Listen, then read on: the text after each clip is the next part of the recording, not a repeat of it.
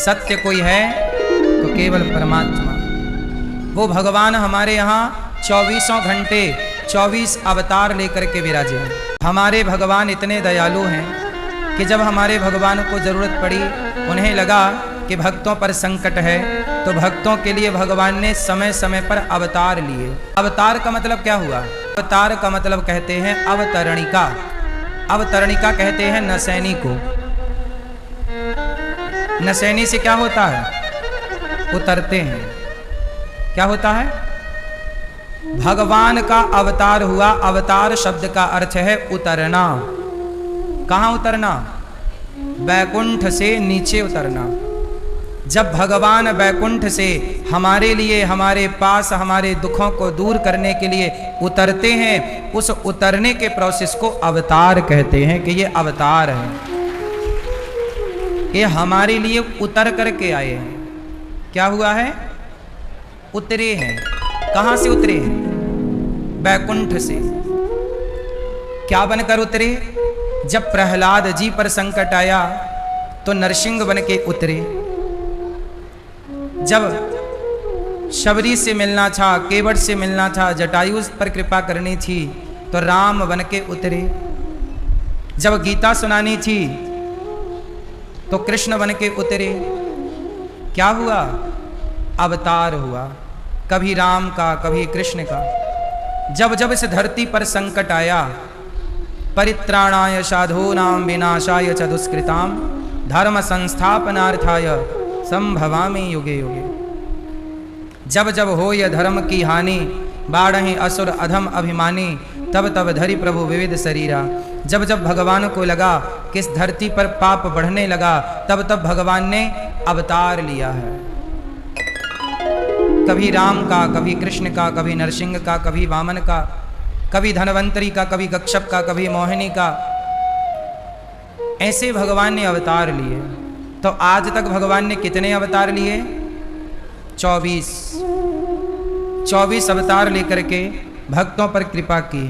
वैसे अवतार तो बहुत हो चुके हैं। भगवान के अवतार इतने हैं कि आप गिन नहीं सकते। हरि अनंत हरि कथा अनंता, कहाँ ही सुनहि बहुविधि सब संता। कथा कितनी हमने पढ़ी, सुनी कि भक्तों के लिए भगवान इस कलयुग में भी बार बार आए। बताओ, क्या नानी बाई का मायरा भरने के लिए भगवान नहीं आए? आए ना, ये कलयुग में है। तो 24 अवतारों में उस अवतार की गिनती नहीं है जब नानी बाई का मायरा भरने के लिए भगवान आए और नानी बाई का मायरा भर के नरसिंह जी को दर्शन दे करके गए। उस अवतार का उल्लेख 24 अवतार में नहीं है। वो अवतार 24 अवतार से अलग है। तो एक बार भगवान धन्ना जाट की गैया चराने आए। वो अवतार भी 24 अवतार से अलग है। कर्माबाई की खिचड़ी खाने जगन्नाथ जी गोद में बैठते और कर्माबाई के हाथ से खिचड़ी खाते। वो अवतार 24 अवतार से अलग है। अनेक अवतार हुए हैं। उन अनेक अवतारों में भगवान ने अनेक लीलाएं की। पर्सनल भक्तों के लिए भगवान एक अवतार लेकर आए। एक संत जी थे, बहुत बड़े भक्त थे, भगवान के प्रेम में डूबे रहते थे, पर वो इतने बूढ़े हो गए कि अब वॉशरूम जाना भी कठिन हो गया। शौच इत्यादि करने जाते तो वो गिर जाते। तब भगवान उनके सेवक के रूप में अवतार लेकर आए कि बाबा अकेले हैं, कौन पकड़ेगा, कौन इनको लेट बात कराएगा, कौन इनकी लंगोटी धोएगा। तो सोचिए, वो जगत का पालनहार, ब्रह्मांड नायक, जिसके चुटकी बजाने से संसार बन जाता है और प्रलय हो जाता है, जो ब्रह्मा को पैदा करते हैं, वो एक साधु के सेवक बनकर प्रकट हुए और बाबा जी को ले जाते। बाबा जी, मैं आपका चेला हूँ, आपकी सेवा कर दूँ? हाँ भैया कर दो। अब भगवान बाबा को, साधु को भोजन बना के देते हैं, वही नहलाते हैं, वही उनकी लंगोटी धोते हैं, वही उनकी लंगोटी कपड़ा धोते हैं, वही उनके कमरे में पोंछा और झाड़ू लगाते हैं। साधु के संग रहे, पर साधु के संग रहकर जान ना पाए। नर्मदा जी की परिक्रमा कर रहे थे एक संत। 3 परिक्रमा कर ली नर्मदा जी की। नर्मदा जी से कहा, मैया मैंने तो सुना कि तुम्हारी परिक्रमा करने के बाद शंकर जी का दर्शन होता है। मैंने 3 परिक्रमा कर ली, कहाँ दर्शन हुआ? झूठ बोलती हो। नर्मदा जी को डांट रहे हैं साधु जी, झूठ बोलती हो। कहती हो कि जो हमारी परिक्रमा कर लेगा शिव मिलेंगे, साक्षात्कार होगा। हमने तो 3 परिक्रमा कर ली, 4थी चालू है, अभी तक तो मिले ना। हम बुढ़े हो गए, मर जाएंगे।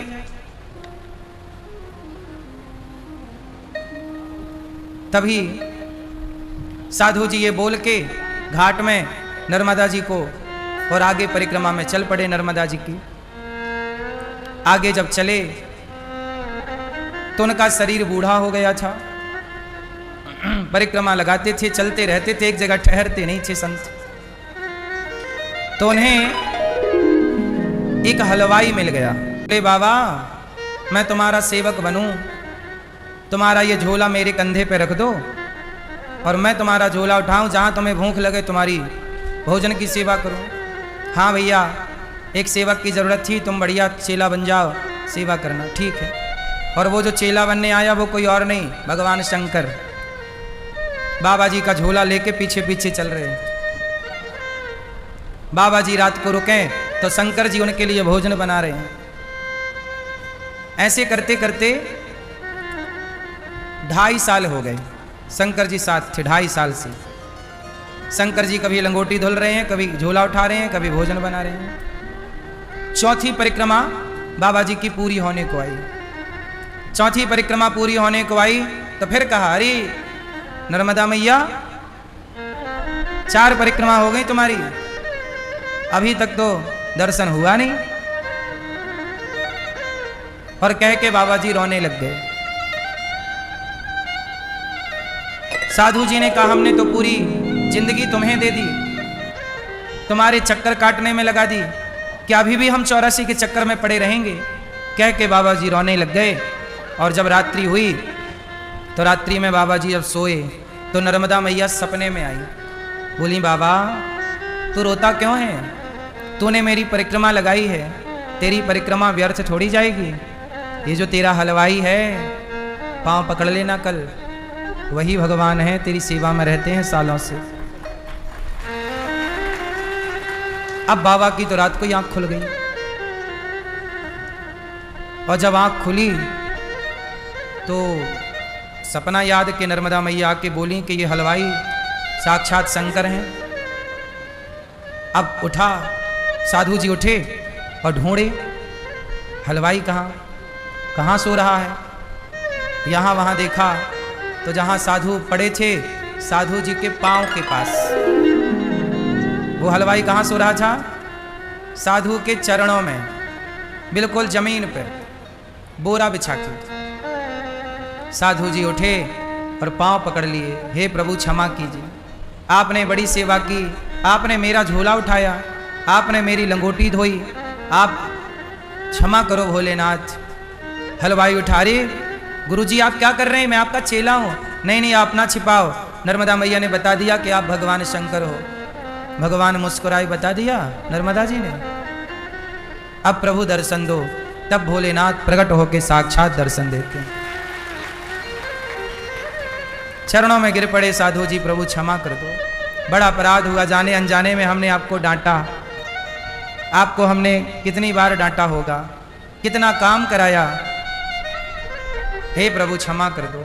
अब ये बताओ, आप ये कैसे कह सकते हैं कि आपकी सेवा में जो है वो ईश्वर नहीं है? इस संसार में कोई आपका निस्वार्थ भाव से सेवक भी हो तो समझ लेना कि आप यदि सच्चे अच्छे प्रेमी हैं और आज के इस कलिकाल में कोई निस्वार्थ आपकी सेवा कर रहा है तो वो कोई इंसान नहीं हो सकता, भगवान ही आपके आसपास होते हैं, पर आप पहचान नहीं पाते। ना जाने किस रूप में नारायण मिल जाए। कोई भगवान शंख चक्र लेके थोड़ी प्रकट होंगे किलो में आ गया, पहचान लो।